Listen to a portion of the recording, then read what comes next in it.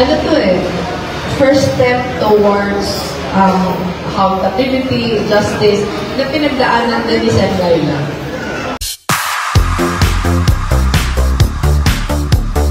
Leni Robredo nagsalita sa pag-aresto kay Duterte. Nagpahayag ng opinyon si dating Vice Presidente Leni Robredo kaugnay sa pag-aresto kay dating Pangulong Rodrigo Roa Duterte na tinawag niyang first step towards accountability and justice. Sa isang press conference ni Leni Robredo kasama si dating Senador Leila de Lima upang talakayin ang naturang issue.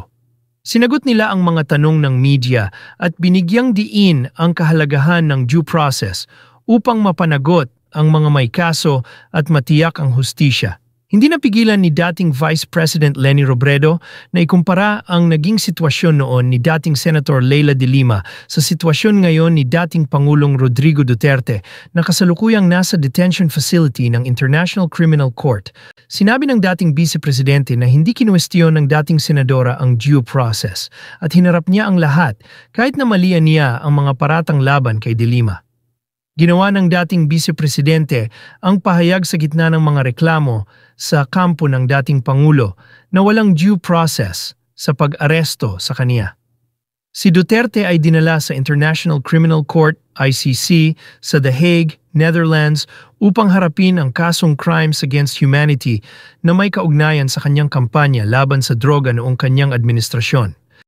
Hindi ko na i-discuss yung legalities kasi sinagot ko na. Pero parang I cannot help but compare yung sitwasyon ngayon ni dating Pangulong Duterte sa yung sitwasyon ni Senator Laila before. Alam natin kung ano yung pinagdaanan niya. She was incarcerated for almost 7 years on trumped-up charges. Hindi niya question yung due process. She had to go through everything. So kahit mali yung mga paratang sa kanya, lahat niya yung hinarap. Lahat niya yung hinarap. At in the end, she was proven correct. Na talagang wala siyang kasalanan, kaya nga siya nakalabas. Pero ako kasi, parang sa akin, mas on a more personal level. Kasi nakita ko yung sitwasyon niya eh. Nakita ko yung sitwasyon niya na malayo sa sitwasyon ngayon. Halimbawa, nung binibisita ko siya,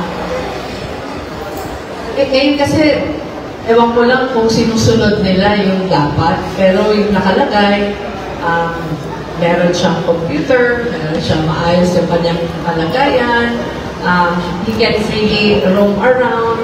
Merong mga conjugal and family visits na can be entertained, maluwag. Yung kay Senator Laila nun, hindi talaga ganun.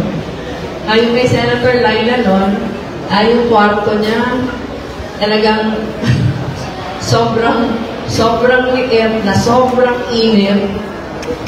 Walang air condition, may electric fan naman siya. Ayun, nawala na nga ng kuryente. May electric fan naman siya, pero she did not have access to a computer. Senator siya nun, sinusulat niya lahat. Yung nagtatrabaho siya as senator, pero wala siyang access sa computer, wala siyang access sa telepono, wala siyang access sa internet. Nabigyan lang siya ng karapatan na pwede siyang manood ng movies after a long time. Tapos pwede lang siyang manood on a Saturday, every Saturday afternoon, 1 to 5.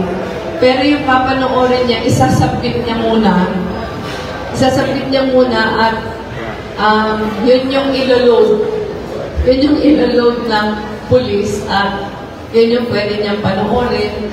So, pag pupunta nga kami, nagpaparecommend pa siya kung ano yung mga mapapanood. Nililista niya, di ba, yung mga K-drama. Sabi ko kung 1 to 5, hindi mo pa matatapos, so paputol-putol. So, ang gusto ko lang dito sabihin na she had to endure all of that. Kasi sinunod niya yung due process. Hinarap niya yung charges against her, no matter how no matter how difficult and unfair those charges were, kahit obvious na political harassment, inarap niya. And every time magbibisita kami, no rank or muntik pang mamatay kasi na-hostage siya nung, kung naalala nyo, yung incident na yun, pinasok siya. Pinasok siya sa kwarto niya nung hostage taker. Pwede ko naman sabihin na nakapantulong pa siya nung pinasok. May agi na ako. So lang sabihin, pinagdaanan niya to. And naging patient siya kasi alam niya may prosesong sinusunod. Yun lang. Yung lahat lang na sinasabi ngayon, ano to first step towards accountability, justice, na pinagdaanan din ni Sen. Laila. Kaya, all this talk about everything that's happening, about due process, about how unfair everything is, lagi kong nababalik dun sa sitwasyon. Kasi when you talk of due process, parang Senator Laila kasi ayun. Si Senator Laila kasi had to go through that. So, ang bawas natin na may unfairness sa lahat, may prosesong sinusunod. May prosesong sinusunod. At siya, naging willing siyang sundin yung proseso. Na yung naramdaman ko po ay great relief na ayan na, yung pinakahihintay ng mga pamilya ng mga biktima, libo-libo mga biktima, dumating na. It did happen, finally. Kaya, syempre tuwang-tuwa. Pero nung una nga po, parang hindi ko talaga ma-describe yung real feeling ko.